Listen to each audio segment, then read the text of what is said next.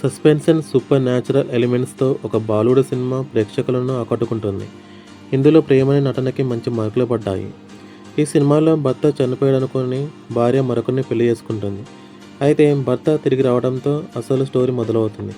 ఈ సినిమా పేరేమిటి, ఎందులో స్ట్రీమింగ్ అవుతుంది అనే వివరాల్లోకి వెళ్తే, కెప్టెన్ అతిథి రాణా ఒక యుద్ధంలో మరణించినట్లు ప్రకటించబడతాడు.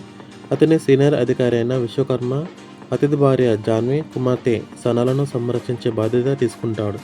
10 ఏళ్ల తర్వాత విశ్వకర్మ జాన్విని వివాహం చేసుకొని సనతో కలిసి ఊటీలో సాధారణ జీవితం గడుపుతుంటాడు.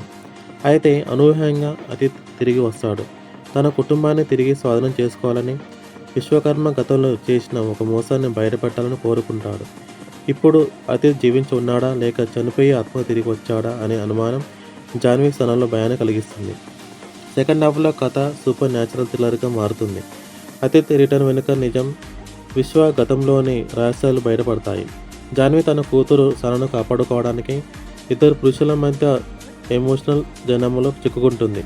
తన కుటుంబాన్ని తిరిగి పొందాలని విశ్వ గతంలోని డార్క్ సీక్రెట్ను బయటకు తెచ్చే ప్రయత్నం చేస్తాడు. అతిథి జీవించి ఉన్నాడా లేక ఆత్మ తిరిగి వచ్చాడా అనే ప్రశ్నలు ఉత్పన్నమవుతాయి. అతిథి రిటర్న్ విశ్వను మానసికంగా కుంగదీస్తుంది. విశ్వ హాలోసెన్స్తో బాధపడుతూ అతిథును తన బెటాలియన్ను బలిపశువుగా చేసిన వ్యక్తిగా ఆరోపిస్తాడు. సనా తన నిజమైన తండ్రి గురించి తెలుసుకుంటూ భావోద్వేగంతో గందరగోళంలో పడుతుంది. క్లైమాక్స్లో అతిథ్ నిజ స్వరూపం, విశ్వగత తప్పిదాలు బయటపడతాయి. జాన్వి తన కుటుంబాన్ని కాపాడుకోవడానికి తీసుకున్న ఒక నిర్ణయంతో కథ ముగుస్తుంది.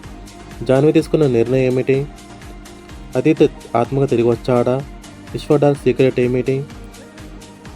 ఈ ప్రశ్నలకు సమాధానాలు తెలుసుకోవాలనుకుంటే ఈ సైకలాజికల్ థ్రిల్లర్ సినిమాని మిస్ కాకుండా చూడండి.